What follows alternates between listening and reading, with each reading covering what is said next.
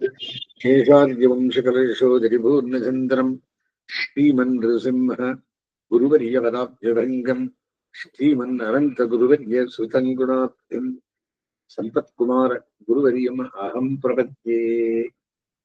शुक्लाम् वरदरम् विष्णुम् यतुवर्णम् चतुर्भुजम् प्रसन्नवदनम् ध्यायेत् सर्वविघ्नोपशान्तये। यानि नामानि गौणानि विख्यातानि महात्मनः ऋषिभिः परिगीतानि தானி வச்சியாமி பூத்தையே. 13வது ஸ்லோகம் இதுல இருந்தும் சொல்லிவிட்டிருந்தேன். என்ன வியாக்கியானம் பண்றார் அப்படின்னா, அளவிட்டறிய முடியாத பெருமைகளை விடிய மகாத்மாவான பகவானுக்கு எந்த திருநாமங்கள் அவனுடைய கல்யாண குணங்களிலும் திவ்ய சேஷ்டிதங்களிலும் சரித்திரத்திலும் வந்தனவாக பிரசித்தி பெற்றனவோ ஆத்ம ஜானிகளான ரிஷிகளால் எங்கும் பாடப்பட்டவையோ அவற்றை ஆத்மோஜீவனத்தின் பொருட்டு உனக்கு சொல்லுகிறேன். சோ இது எதுக்காக? ஆத்மோஜீவனத்துக்காக. யாரு சொல்லுறது? ரிஷிகள் சொல்லுறது. சொன்னவரும் ரிஷி, சொல்லுவார்களும் ரிஷிகளே. கௌணானி சொல்லுக்கு விலகில் பிரயோஜனம், ஒரு பொருள் வகுப்பு, குணம், செயல் இவற்றை சொல்லுதலிலேயாம். இங்கு தொகுக்கப்பட்டுள்ள திருநாமங்களுக்கு குணங்களிலும் செயல்களிலும் முக்கிய நோக்கம். மகாபாரதத்திலேயே பலவிடங்களில் கண்ணன் தனது திருநாமங்கள் குணரேஷ்டிதங்களை இட்டு வந்தவை என்று சொல்லிவிடலாம்.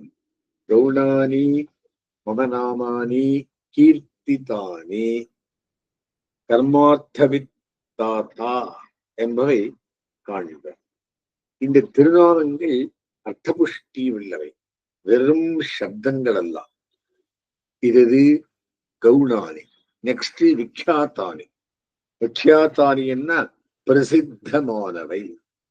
சாதாரணமான சம்ஸ்கிருத வழியிலும் காவியம் முதலிய வேதங்களிலும் அடிக்கடி விடுபவைகளை ஆகையாலே பலர் அறிந்தவை. அவனையே பகவான் விஷ்ணுவையே குறிப்பவை என்று யாவரும் அறிந்தவை. இவற்றை ரூடம் என்பர். பங்கஜம் என்பது தாமரை மதலை என்று வேறகையும் குறிக்காதார் போலே. சொல்லின் பொருளினால் மட்டும் மற்றவரை குறிக்காதவை.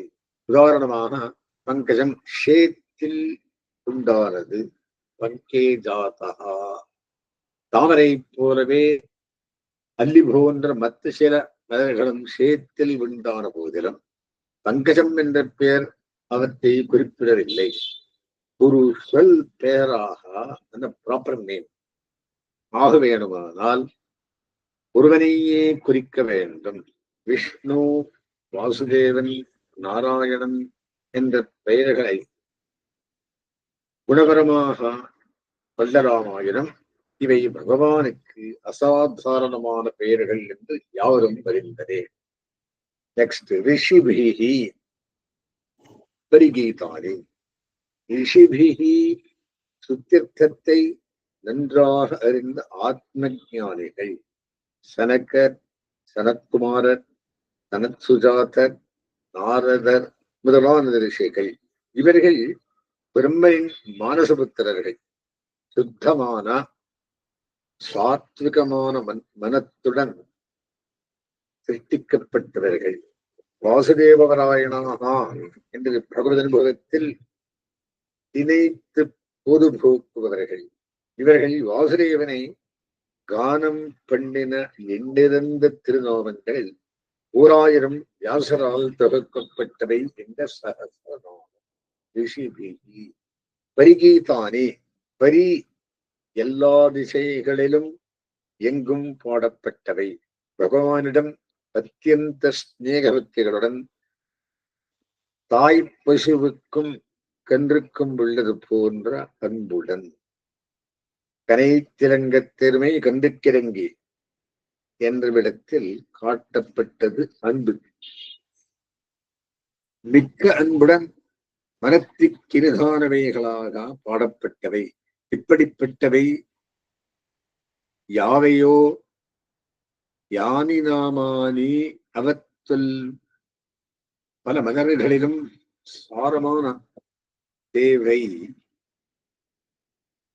தேனை வண்டுகள் சேர்க்குமாப்போரே. தேர்ந்தெடுத்து யாசர்பவனால் ஒரு இனிய ஸ்தோத்திரமாக தொகுக்கப்பட்டது. தத் சம்பிரதாய பரம்பரையாய் வந்த இந்த திருநாமங்களை உனக்கு வக்ஷியாமி சொல்லுகிறேன், கேட்பாயாக. இதற்கு என்னில் பூத்தையே வாய்ச்சி பொருட்டு பூ சத்தாயாம் என்ற தாத்து இருப்பதில் என்று பொருள். பரமாத்ம ஞானம் இல்லாதவனை அசத் என்று ஸ்ருதி சொல்லுகிறது. அவனை இல்லாதவன் என்கிறது. எது சத்தை இல்லாதவன். பிரம்மத்தை பற்றிய ஞானம் உள்ளவனே இருப்பவன். பரமாத்மா கோவிந்தனை பற்றி அறிந்தவனே உண்மை அறிவு ஞானம் படைத்தவன். கடல் வண்ணன் தூரங்கள் மண்மேல் என்றார் நம்மாழ்வார். பூதையே எல்லாருடைய வாழ்ச்சியின் பொருட்டும் அனாரியான சம்சாரத்திலே அழிந்து நாசமடைந்த ஆத்மாவை ஒருவதர்ச்சி அடையும்படி செய்வதற்கு மகாத்மனா அவரிடம் முடியாத பெருமை உடையவன், அளவிட முடியாத பெருமை உடையவன், தனக்கும் தன் தன்மை அறிவறியான் என்றார் ஆழ்வார். அகம்பேத்மி மகாத்மானம் என்று விஸ்வாமித்திரர் மகரிஷி ராமன் அளவிட்டு அறிய முடியாத பெருமை உடையவன் என்பதை நான் அறிவேன், தசரதனே நீ அறிய மாட்டாய் என்றார். அப்புறமே இம்மிடத்தை கடவா என்றான் மாரீசன். அறிவுக்கு எட்டாறு என்றபடி பகவானுடைய திருநாமங்களை பற்றி பெரியோர் சொல்ல கேட்டு நான் அறிவில் இருவேன். கேசவனை நம்மால் அறியப் போகாது. அப்புறமே யோகித்தே கேசவஹா என்று புராண வசனம். பகவானின் திருநாமங்களை சொல்லி சத்தியபெற்று க்ஷேமமாக வாழலாம். பகவானை மகாத்மா எல்லையிட்டு அறிய முடியாதவன் என்பது போல் அவன் திருநாமங்களும் சகசிரநாமம் என்பதால் 1000 திருநாமங்கள் தான் உண்டு என்று கொள்ள வேண்டா. அளவற்ற அவன் பெருமைக்கு ஒப்ப அவன் திருநாமங்களும் எண்ணில் அடங்காதவையே. ஏதோ ஒரு 1000 ரிஷிகள் உகந்தவைகளை ஆகா இங்கு வியாசர் திருவுள்ளத்தை பின் சென்று சொல்லுகிறேன். கௌணானி அப்படின்னு என்ன?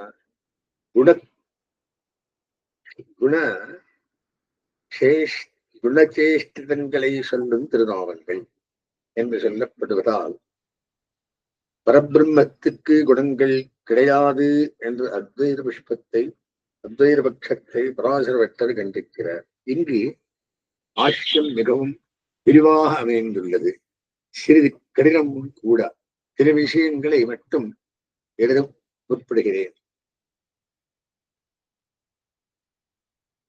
அத்வைதத்தில் பிரம்மம் என்ற தத்துவம் ஒன்றே உண்மை, மற்றபடி எதுவுமே கிடையாது. நாம் காண்பதெல்லாம் பொய்த்தோற்றம், பிரம்ம சத்தியம், ஜெகன் மித்யா என்பது. மித்யா என்ற பொய்யை இல்லாததை சொல்லுகிறது. பிரம்மத்தை சொற்களால் விவரணம் பண்ணபடியாது அதிர்வசனீயம் என்பது. அனுபவத்தால் அறிந்து கொள்ள வேண்டியது. யத் ஸ்வானுபவஸ்திதா இதி எது யத் ஸ்வானுபவ சித்த இதி ஸ்வானுபவ சித்தமாக வேணும். சப்தத்தால் சொல்லால் சொல்ல முடியாது. ஆகா பிரம்மத்துக்கு பெயர், வடிவம், குணம் எதுவுமே கிடையாது என்று தேறுகிறது.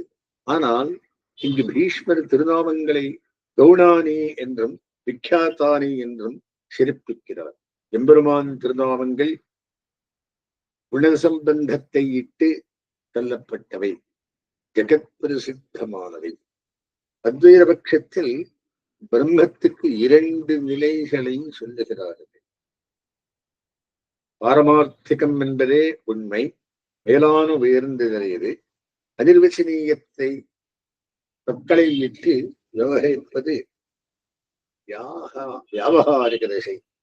சிறுவர்கள் உவ்வாக்கொட்டிக்கு சொன்னேன் என்பார்களே, அப்படி இந்த வியாபகாரிக தசையில் பிரம்மத்திற்கு நாமரூபங்களை உண்டு என்று கொள்ளலாம் என்கிறார்கள். இப்போது பிரம்மத்தை அவர பிரம்மம் சகுணம் என்பர். இது சுத்த பிரம்மத்தை அவித்யை என்னும் பை மூடுவதால் உருவம் குணம் முதலானவை இருப்பது போல் தோன்றும் தோற்றம். இதுவே வியாபகாரிக தசையாம். சுகுண பிரம்மம் என்ற அவர தசை உபாசனத்துக்கும் விஷயம். இந்த உபாசனம் உண்மையான பரதசை என்று அத்வைத ஞானத்துக்கு வழி செய்கிறது என்பது அவர்கள் கூத்து. ஞானம் என அறிகை, உபாசனம் என வழிபடுதல், இவற்றுள் ஞானமே மோக்ஷஹேது. உபாசனத்துக்கு அவர்கள் பிராதான்யம் அளிக்கவில்லை. உண்மையல்லாத பொய்யான அவர பிரம்மத்தை வழிபட்டு மெய்யான பிரம்மத்தை அறிந்து மோட்சமடையலாம் என்பதே அத்வைதர்கள் கொள்கை. பிரம்மத்துக்கு ஒத்ததோ ஒவ்வாறதோ வேறு வஸ்து எதுவும் கிடையாது. ஜீவாத்மா என்று தனித்து எதுவும் கிடையாது. ஜீவர பேதம் பொய், இரண்டும் ஒன்றே. நிர்விசேஷின் மாத்திரம் பிரம்மா. இப்படியானது இப்படியானது என்று ஒரு விசேஷத்தை இட்டு சொல்ல முடியாத சுத்த ஞானஸ்வரூபம் பரபிரம்மத்துவம். அவித்யா சம்பந்தத்தினால் இந்த அத்வைத தத்துவம் பலவாக தோற்றுகிறது. சரீரம் உள்ளதை போலவும் பலவேறுபட்ட சரீரங்கள் உள்ளது போலவும் தோற்றும். தெய்வங்களுள் பிரம்மா விஷ்ணு சிவன் என்று பல இருக்கலாம். விஷ்ணு பாரம்யத்தை ஆதிசங்கர பகவான் பாத ஒத்துக்கொண்டு தமது கீதா பாஷ்யம், சஹசிரநாம பாஷ்யம் முதலான நூல்களில் ஸ்தாபித்துள்ளார் என்பது குறிப்பிடத்தக்கது. உயர்ந்த நிலையான நிர்குண சுத்த பிரம்மத்தை அறிய சகுண பிரம்ம உபாசனம் வெளிவருகிறது என்பது சங்கரமதம். நிர்குண பிரம்ம சாட்சா்காரம் என்பது தன்னுள் இருக்கும். ஆத்மாவுக்கும் பரமாத்மாவுக்கும் பேதமில்லை, இரண்டும் ஒன்றே என்று அறிவாம். இதுவே மோட்சம். பரபிரம்மத்துக்கு நாமரூப குணங்கள் உள்ளனமாக விவகரித்து சகுனமாக கொண்டு பூஜனம் பண்ணி குணமற்ற சுத்த பிரம்மத்தை சாட்சாத்கரிக்க வேண்டும் என்பது சங்கரர் காட்டும்படி. குணங்கள் உள்ளதாக வைத்துக் கொண்டு உபாசனம் பண்ணி குணமற்றது என்று அறிவது சாட்சாத்கரிப்பது என்பது அடிப்படையிலேயே சரியாகவில்லை. எம்பெருமானுக்கு கல்யாண குணங்களும் அதற்கு சேரா மற்ற பிரமேகளும் உண்டு. இவை சத்தியம் என்பதை முதல் பிரமாணங்களை கொண்டு திறமாக அறிய வேண்டும். குணங்களே இல்லை என்றால் கவுனமான நாமங்களை சொல்வதில் பயனில்லை. நாம் ஒருவரிடம் மதிப்பும் மரியாதையும் பிரீத்தியும் வைப்பது அவருடைய நற்குணங்கள் நற்சொல்கள் இவைகளை காண்பதால். ஒருவர் ஏதோ காரணத்தால் குணசாலி என்று புகழப்பட்டு பிரசித்தரானாலும் குணமில்லமை பொய்யானால் அவரிடம் ஏற்படும் பிரீத்தி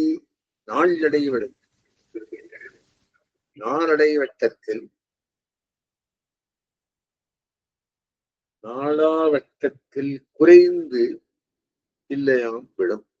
பகவானிடம் குணங்கள் உள்ளது உண்மையாயிருந்தால் தான் அதை நாம் முழுதும் உணர்ந்தால்தான் அந்த குணங்களை இட்டு இனிமை கண்டு அவனிடம் பிரீத்தி ஏற்பட்டு பகவன் நாமங்களை சொல்வதிலும் சங்கீர்த்தனத்திலும் ருச்சி வளரும். ஸ்ரீ ராமாயணத்தின் முதலிலேயே வால்மீகி மகர்ஷி நாரதரை இவ்வுலகில் குணபூர்த்தியானவன் எவன் கஹா குணவான் என்று கேட்க இக்ஷுவாகும் விஷயத்தில் பறித்த ராமன் குணங்களால் நிறைவேற்றவன் நிறைவுற்றவன் என்று நாரதர் பதில் சொல்லுகிறார். யுவராஜ பட்டாபிஷேகத்தை பற்றி பேசும் போதும் நகர மக்கள் ஒரு குமாரனிடத்தில் எண்ணற்ற கல்யாண குணங்கள் உள்ளன, உடனே அவனுக்கு முடிசூட்டுவாய் என்றார்கள். இச்சாமோக மகாபாவம் ரகுவீரம் மகாபலம் குணேர் மகதாயாந்தம் ராமன் சத்ராமிருத்தானம். அது ஸ்லோகம்.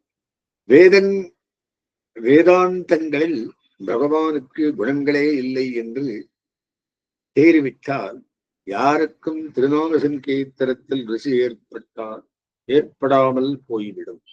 சஹஸ்ரநாமாத்தியாய உபோத்காதத்தில் முன்னுரையில் கிஞ்சவன் முச்சதே எதை மனதம் பண்ணி சம்சார விமோச்சனம் பெறலாம் என்று கேள்வி அத்தியாய முடிவில் சங்கீர்த்தன கலன் பத்தோ முச்சத்தே பந்தனாத் யாதி பிரம்ம சனாதனம் என்று சங்கீர்த்தனத்துக்கு சம்சாரத்திலிருந்தும் விடுதலையும் பிரம்ம பிராப்தியும் சாட்சாத் பலன்களாக கூறப்பட்டன. அத்வைதிகள் சொற்படி சுகத் பிரம்ம உபாசனம் குணநாம சங்கீர்த்தனம் அத்வைத ஞானத்துக்கு உபாயம் மட்டுமே என்றென்றோ நாம் அறிவது. அதாவது சிவனதத்துவத்தை உபாசித்த நிர்குணதத்துவத்தை அறிவது என்பது முன்னுக்கு பின் முரணாக இல்லையா? யதோபாசனம் பலம், உபாசனத்துக்கு தக்க விவரம் என்பது சாஸ்திர மரியாதை. இது எல்லா வேதகர்களாலும் ஒப்புக்கொள்ளப்பட்டதே. உதாரணமாக திருப்பல்லாண்டில் ஆழ்வார் பரமாத்மனை சூழ்ந்திருந்தேத்தவர்களாண்டே என்று இங்கு திருப்பல்லாண்டை அபிஷித்து பாடுமுகன் பின்னாட்டில் போய் பல்லாண்டு பாடியிருப்பான் என்கிறார்.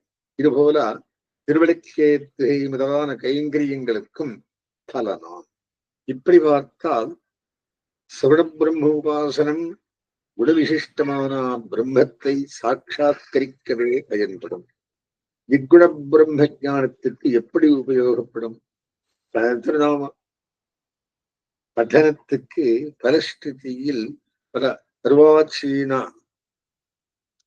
ஆசை நிறைவேற பெருகை முதலான தாழ்ந்த பலன்களை சொல்லி பத்தோ முச்சேர பந்தனா என்று உயர்ந்த பலனை சொல்லுகிறது.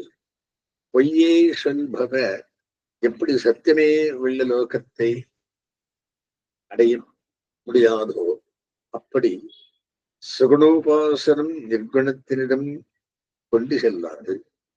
அடுத்து உங்கள் அத்வைத்தி சொற்படி நிர்குணமான நிர்விசேஷமான ஆத்மவஸ்துவுக்கு குணவிருப்பதாக தோன்றுகிறது என்றால் இந்த தோற்றத்திற்கு காரணமேது?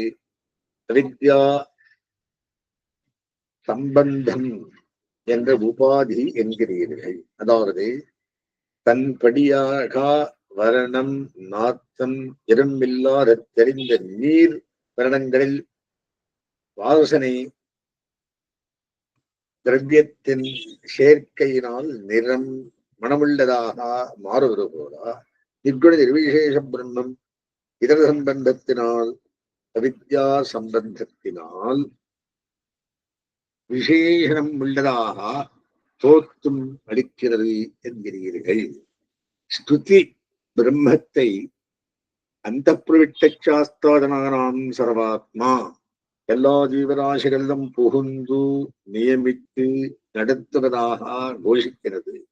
இப்படி உள்புகுகை நமது நினைவை போல, நமது நிலை போல கர்மபடியாக வென்று சுவாபாவிகமான ஒரு காரணமும் இன்றி உள்ளே பிரவேசித்து நியமித்து நடத்துவது பரமபுருஷன் ஒருவருக்கே இயல்பாய் அமைந்தது. நான்யோ ஹேத்துர் வித்தியத்தே ஈசனாய. இப்படி நியமித்து நடத்துகைக்கு சுவாபாவிகம் என்பது தவிர வேறு காரணம் கிடையாது என்றும் ஸ்ருதி கூறுகிறது. ஈசனீஷீலோ நாராயண ஏவா. நாராயணன் ஒருவனே தன் இயல்பாக ஈஸ்வரனாக நியமிப்பவனாக நியந்தாவாக இருப்பவன் என்று ஆதிசங்கர பகவத்பாதரும் சொல்லவில்லை. பரா அஸ்ய சக்தி விவிதைவ ஸ்ரூயதே ஸ்வாபாவிகே ஞானபல கிரியாச்சா. கிரியா என்பது தூண்டி நடத்துகை. பரமபுருஷனுடைய சக்தி ஆச்சரியமானது, பலவிதமாக இருக்கும். ஞானம், பலம், நியமன சக்தி இவையெல்லாம் அவருக்கு சுவாபாவிகம், இயல்பாக இருப்பவை, ஒரு உபாதியினால் வந்ததென்று என்றும் ஸ்ருதி ஒழுங்குகிறது. பிரம்மத்துக்கு ஒரு உபாதியடியாக குணங்கள் முதலியன தோன்றுகின்றன என்றால் மேலே காட்டிய ஸ்ருதி வசனங்களுடன் விரோதம் வாராதா. அவித்யா சம்பந்தத்தினால் நிர்குண வஸ்து குணத்துடன் தோன்றுகிறது என்பதற்கு என்ன ஆதாரம்?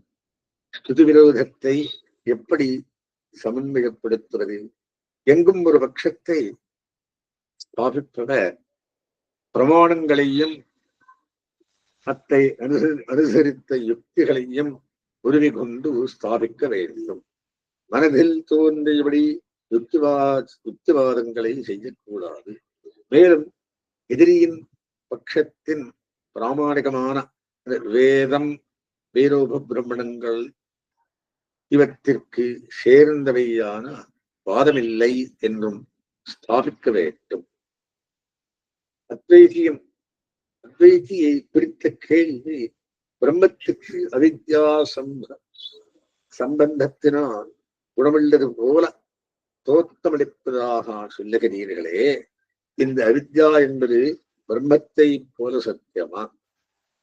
சத்தியமானால் பிரம்மம் அவித்யை என்று இரண்டு உண்மை பொருள்கள் உண்டு என்று தேர்வதால் அத்வைத்தம் என ஒன்றே உண்மை என்பது மாய்ந்துவிடும். அவித்யை வித்யை இல்லாதது பொய் என்று சொல்லீர்களானால் அப்போது உங்கள் பட்சம் சிரிப்பிக்கிறமாகிறது. அவித்யா சம்பந்தத்தினால் பரபிரம்மம் அவரபிரம்மமாக சுகமாக தோற்றுகிறது. இதனால் அவித்யை ஒரு தோஷம் என தெரிகிறது. இது சத்தியமானால் தானே தோஷ பரிகாரம் வேணும். மிச்சையாயின் பரிகரிக்க வேண்டிய அவசியம் என்ன? ஆச்சாரியன் ஒருவன் இதற்கு பொய்யான அவித்யை போகும்படி பண்ணவரி என்பது என்ன? இவை பாஷ்யக்காரர் அதை அறிவித்து வெட்டரை கேட்டவை. உதாரணமாக, ஒருவன் தனக்கு வியாதி உள்ளதாக ஒரு வைத்தியனிடம் போகிறான். வைத்தியன் அவனை பரிசோதித்து விட்டு வியாதியில் இருந்தால் மருந்து கொடுக்கிறான். இல்லாவிடில் இவனுக்கு வியாதி வந்தவில்லை, மருந்திடவும் வேண்டாம் என்று அனுப்பிவிடுகிறான். இப்போது வியாதி மிச்சை இல்லாதது, பொய், அதற்கு பரிகாரம் தேவையில்லை. பட்டர் பிரம்மத்தை விளைந்த யாவையும் மிச்சை, பொய்யானால் பிரம்மத்துக்கு குணமில்லை என்ற அறிவும் பொய்தானே. இந்த அறிவு உண்மைகள் உண்டென்று தேறி அத்வைத்தம் பழுதடையும். அவித்யாதோஷம் மிச்சை எனின் இத்தோஷத்துவமும் தோஷமத்திரு என்பதும் மிச்சை என்று ஒப்புக்கொள்ள வேண்டும். ஆகா, உங்களுக்கு பிடித்தமில்லாவிடம் நிர்தோஷமான குணமுள்ள சகுணம் உள்ள ஒன்றே ஒப்புக்கொள்ள வேண்டும் வருகிறது என்கிறார். இனி பேச்சுக்காக பிரம்மத்தை அவித்யை என்னும் தோஷம் தீண்டவராக ஒப்புக்கொள்வோம். இந்த தோஷம் எப்படி விலகும்?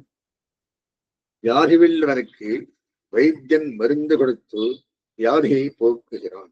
சுத்தஞானமான பிரம்மத்துக்கு எப்படி தோஷம் சம்பவம் உண்டாயிற்று? இப்படி உண்டான அஜானத்தை யாரு போக்குவது? ஞானத்தை கொண்டல்லவா அஜானத்தை போக்க வேண்டும். நம்போன்ற சம்சாரிகள் அறிவில் மிகவும் குறைந்தவர்களாகிட்டு நம்மால் பிரம்மத்தினிடமுள்ள அஜான தோஷத்தை எப்படி போக்க முடியும்? ஸ்ரீ பராசர வெட்டர் எம்பெருமானாருடைய நியமனானுகுணமாக மேல் நாட்டில் சென்று வேதாந்தி என்ற பிரசித்தனான மாதவரை இவரே பின்னர் நஞ்சீராவர் வாதில் வெல்ல சென்றபோது திருநாராயணபுரம் சென்று எதிரி நாச்சியாரை சேவித்து அவன் அருள் பெற்று வேதாந்தியை சாஸ்திர பரம்பை மீறாத யுக்தி வாதங்களால் வென்றார் என்பது பிரசித்தமான சரித்திரம். பட்டருடைய யுக்திவாதங்கள் மிகவும் உயர்ந்தவை, ஒரு மேதை உடையவை.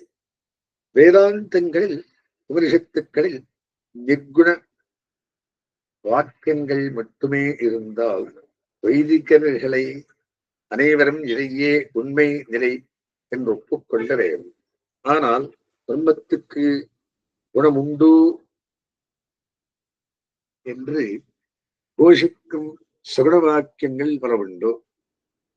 பராசிஷத்திர் விவிதை ஸ்ரூயதே ஸ்வாபாவிகே ஞான பலக்கிரியாச்சா சர்வஜ்ஞா சர்வசக்தி என்றிப்படி பல வாக்கியங்கள் பார்க்கப்படுகின்றன. இவைகளை தூரத்தோ தள்ளிவிட முடியுமா? அவித்யா தோஷத்தினால் குணம் தோற்றுவதாக சொன்னால் இயல்பாக ஞான சக்திகள் உண்டு என்று சொல்லும் வாக்கியம் அர்த்தமற்றதாகும். நிர்குண வாக்கியங்கள் தான் பலமானவை, கொள்ளத்தக்கவை என்றால் ஏன் அப்படி? சிறன வாக்கியங்கள் தான் பலமானவைகளாக கொள்ளத்தக்கவைகளாய் இருக்கட்டுமே என்று கேட்கிறார் பக்தர். அத்வைதி சொல்லுவது குணமுள்ளது என்று சொன்னால் தானே குணமில்லை என்று சொல்ல பிரசக்தி வரும். சகுண வாக்கியம் பிரசக்தி, நிர்குண வாக்கியம் அதை நிஷேதனம் பண்ணுகிறது, இல்லை செய்கிறது. இதற்கு பதில் வீதியோடு போமவனை வீட்டுக்குள் நுழையாதே என்று திருக்க என்ன பிரசக்தி உள்ளது?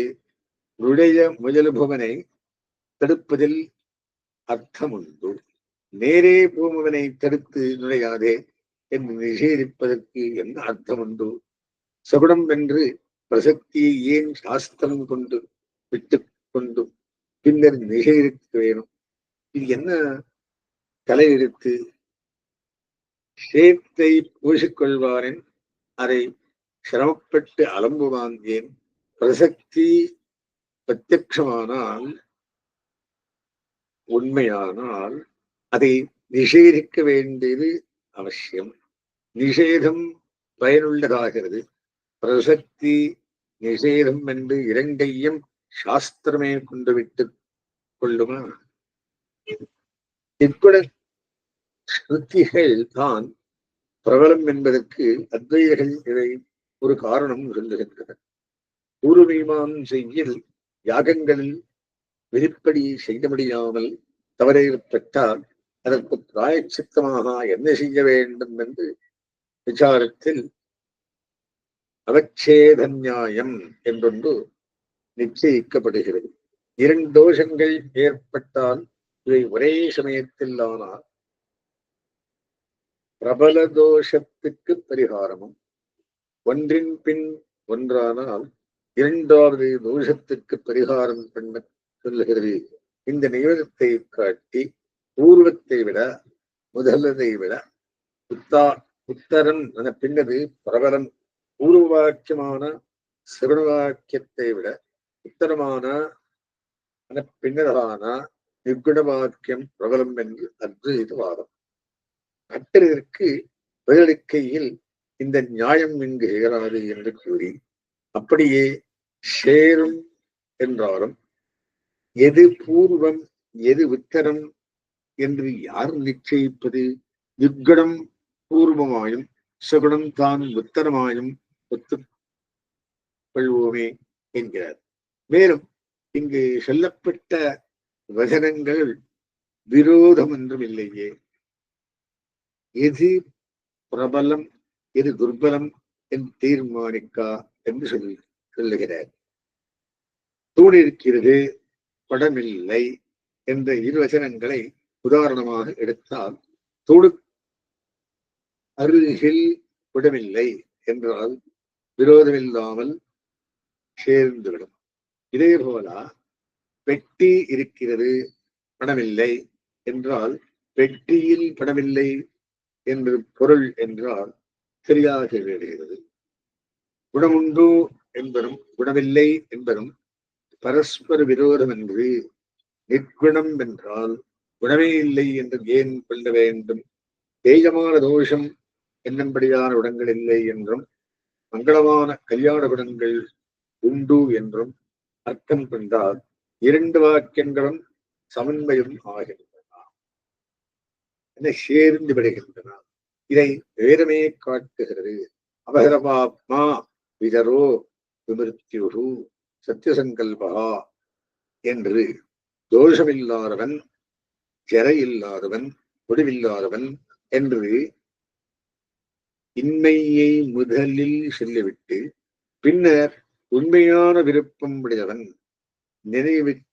நினைவுகளில் நிறைவேறியிருப்பவன் என்று உணவெல்லோனையே சொல்லிட்டு அத்வைதவாதப்படி இல்லை, முதலில் சொன்னவை துர்பலம் உள்ளவை, பின் சொல்லப்பட்டவை பிரபலம். இதனால் கல்யாண குணங்கள்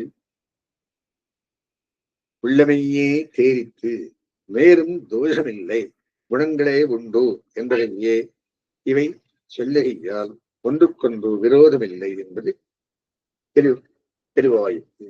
மேலும் தோஷமே சில இடங்களில் குணமாக இருக்கும். ராமபிரான் இந்திரியங்களை வென்றவன், நிதக்ரோதா கோபத்தை வென்றவன் என்று போற்றுகிறார் ரிஷி. முடிசூடுதல் கிடையாது, வனம் செல்ல வேணும் என்று அறிந்த போது ராஜ்யத்தையும் வனவாசத்தையும் பக்க பார்க்கிற வனவாசமே சிறந்தது, வனவாசோ மகோதயா என்றான். அப்போது லக்ஷ்மணன் சிறிது சீறி சிவந்தர் போல ராமன் சிறிதும் கோபப்படவில்லை. ஆனால் லங்கையில் லக்ஷ்மணன் சக்தியால் அடிப்பட்டு விழுந்தபோது கோபத்தின் வசமானான். ஒரு முடிவு கட்டுகிறேன், இதை ஜெகத்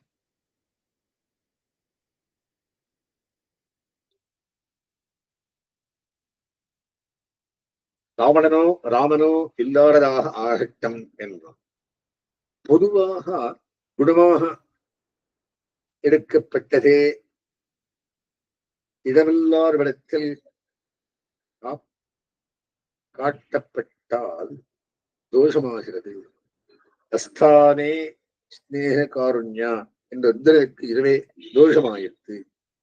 எந்த குணமாயினும் உலகில் இகழப்படுவதாயினும் சரி, புகழ்வதாயினும் சரி, பகவானிடம் தோஷமாய் சொல்லக்கூடியது எதுவும் இல்லை, நத்தமாய் சொல்லக்கூடியதே உள்ளது.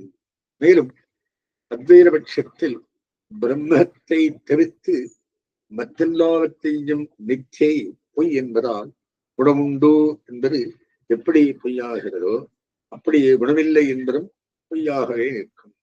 பீஷ்மர் யானி நாமானி கவுனானி விக்யாத்தானி என்று சொல்லி தானி பக்ஷாமி ரூபத்தே என்பதையும் கவனிக்க வேண்டும். கவுனானி குணங்களை நிலைப்பிக்கும் திருநாமங்கள், விக்யாத்தானி அவனுக்கே பிரசித்தமான திருநாமங்கள். இவைகளை அனுசந்திப்பவர் பயனடையும் பொருட்டு சொல்லுகிறேன் என்கிறார். செயல்களும் குணங்களும் உண்மையில் உண்டு என்றால்தான் இந்த திருநாமங்களை சொல்லி சர்வேஸ்வரனை பூஜிப்பதில் பயனுண்டு. உண்மையில்லாதவற்றை சொல்வதால் என்ன பயனுண்டாகும்?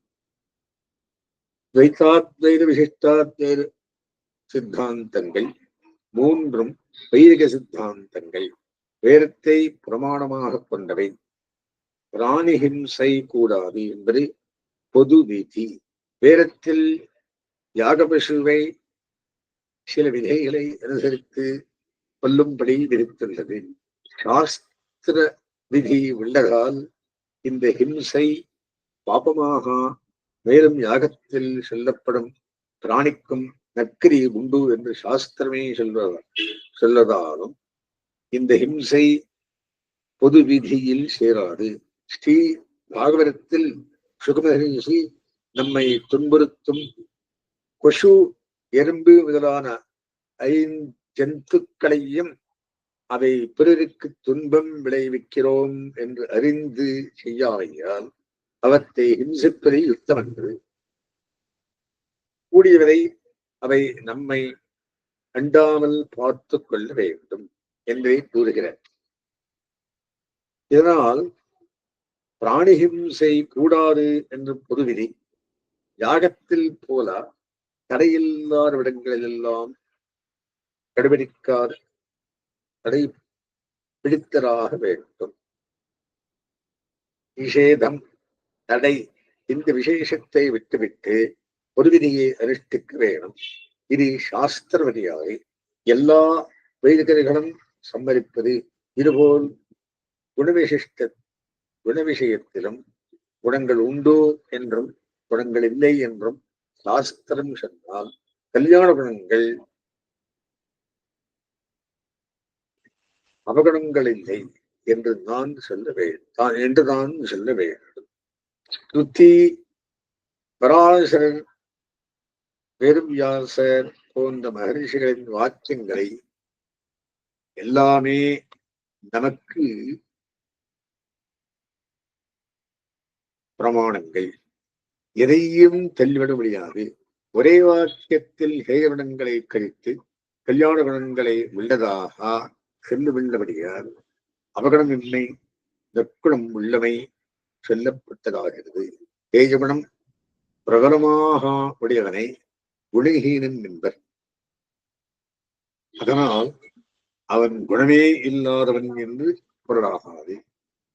பரமேஸ்வரன் அபகரபாத்மா, புண்ணியபாவ கர்ம பலங்கள் அவனை தட்டாது. விஜரஹா, சோகம், மோகம், வைசி, தியாகம், மூப்பு முதலான குறைகள் அத்தவன்.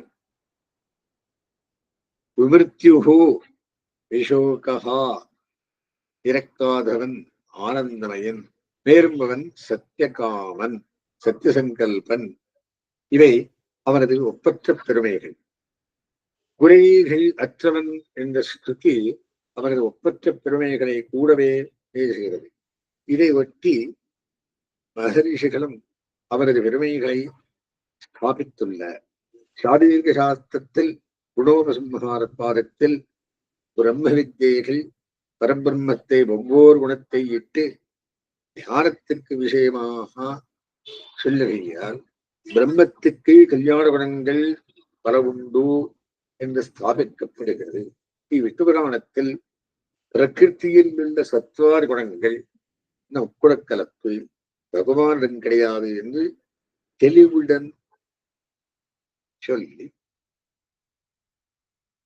சமஸ்த கல்யாண குணாத்மகோசௌ என்று எல்லா கல்யாண குணங்களுக்கும் அவன் இருப்பிடம் என்று பராசரர் சொல்லுகிறார். ஸ்ருதிகளும் அவன் குணங்களை பலபடியாக புகழ்கின்றன என்பதை முன்னமே காட்டினோம். மாதா பிதா பிராதா நிவாசா சரணம் சுஹிருத்கதி நாராயணனே தாய் தந்தை, உடன் பிறந்தவர், இல்லம், புகழ், நல்ல நண்பன், பிராப்தியன் என்கிறது சுபாலோபனிஷத்து.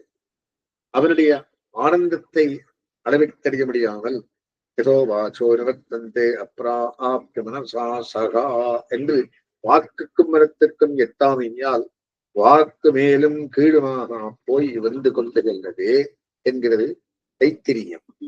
பகவானுடைய குணங்களை பேசுமிடத்து ஸ்ரீ விஷ்ணு புராணமும்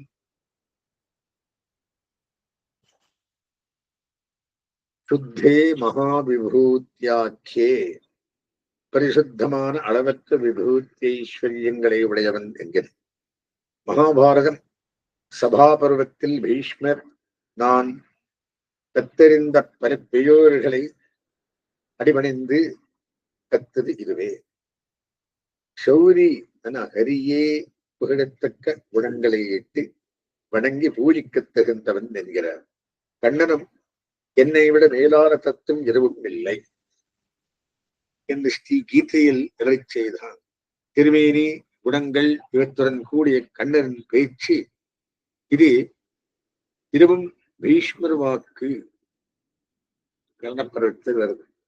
வெற்றி கொள்ள முடியாத விஷ்ணு திருவாழி திருச்செங்கம் ஏந்திய வசுதேவ புத்திரனுடைய கல்யாண குணங்களை எல்லா விலகங்களும் சேர்ந்து பரபர 1000 ஆண்டுகள் பேசினாலும் சொல்லி தலை கட்ட முடியாது.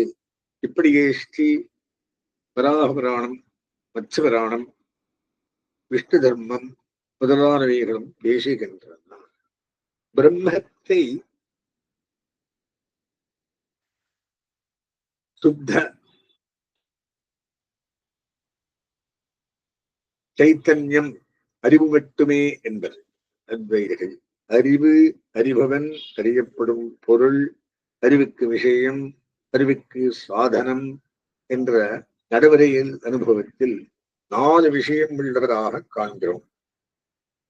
பிரம்மம் என்னும் தத்துவம் ஞானத்துக்கு விஷயமா இல்லையா? விஷயமானால் ஞானம், ஞானத்துக்கு அறிவு வேறு, அறியப்படும் பொருள் வேறு என்றால் அத்வைதம் நிற்காது. பிரம்மம் அறிவுக்கு விஷயமில்லை என்றால் அதை பேச்சு வந்த சாஸ்திரங்கள் யாவுமே வியர்த்தமாகிவிடும். அத்வைதர்கள் பிரம்மம் சுவானுபவ வேத்யம் கற்பித்து உணர்த்தக்கூடியதல்லா, அவரவர் அனுபவத்தில் உணர வேண்டியது மௌன குரு போதிப்பது என்கிறார்கள். தைத்திரியம் ஆனந்தவல்லியில் பிரம்மத்தின் ஆனந்தம் இல்லா என்று அளவிடம் முற்பட்டு அளவிட்டு செல்ல முடியாமல் திரோவாச்சோரிவத்தந்தே அப்ரா ஆப்ய மனசா சஹா என்று வாக்குக்கும் மனத்திற்கும் எட்டாமல் திரும்புவதாக சொல்லுகிறது. அத்வைதர்கள் பிரம்மம் வாக்குக்கும் மனத்துக்கும் அறியப்போகாது, அறிவுக்கும் விஷயமாகாது என்கிறார்கள். இங்கு விசாரம் யதஹா என்பதற்கு என்ன பொருள்?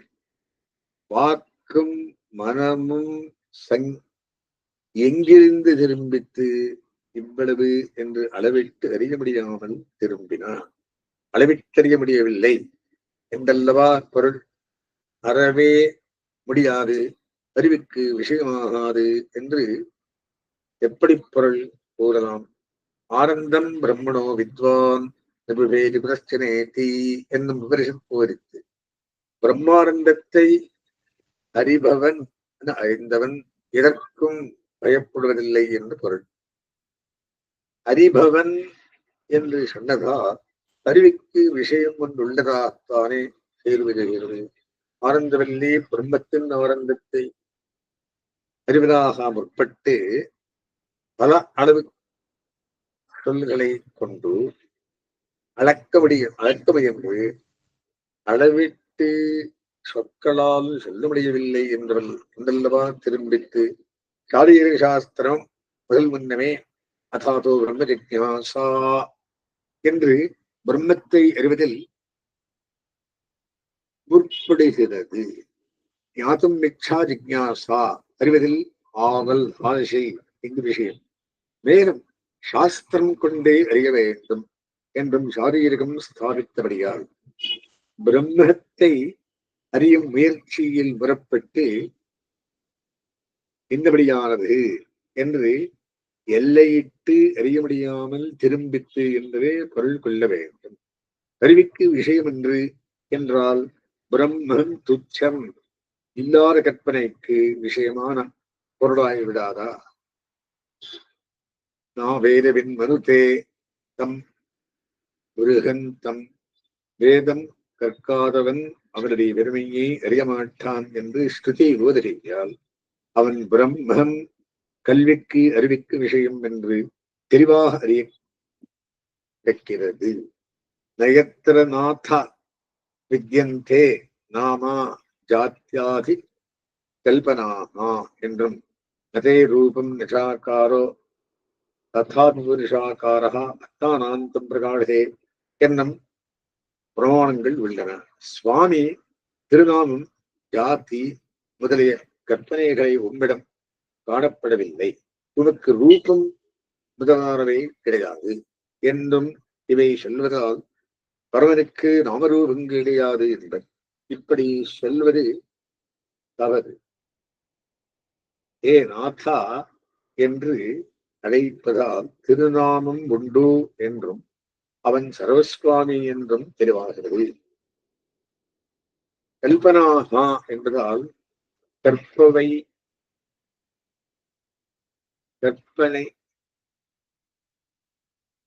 ஆனது என இல்லாதது இல்லை, எல்லாம் உண்மை என்பதும் தெரியும். அதுபோல உனக்காக ரூபம் முதலியவற்றை கொள்ளவில்லை, பக்தர்களுக்கு காட்டுகிறார் என்பதனால் பக்தானுபாவியமான திருமேனி உண்மை என்பதும் தெரிகிறது. இந்த பிரமாணங்கள் அத்வைதிற்கு சாதகம் என்றார் அவருக்கு விளங்கிடுகின்றன. பகவன் நாமங்கள் குணங்கள் உலகத்தவரது போல சாமான்யமானவை அல்ல, விலட்சணமானவை, பெருமேன்மை படைத்தவை, சங்கீர்த்தன ஞானத்தால் சங்கீர்த்தனத்தினால் உய்விப்பவை. இதனால் இவை கற்பனை என்பது சத்தியம் என்றே ஸ்தாபிக்கப்பட்டதாகிறது.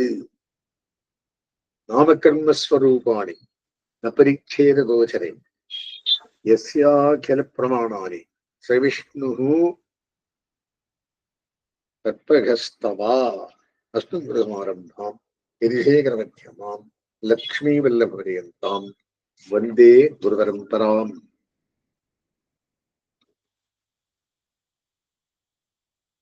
ஆச்சாரியர் திருவடி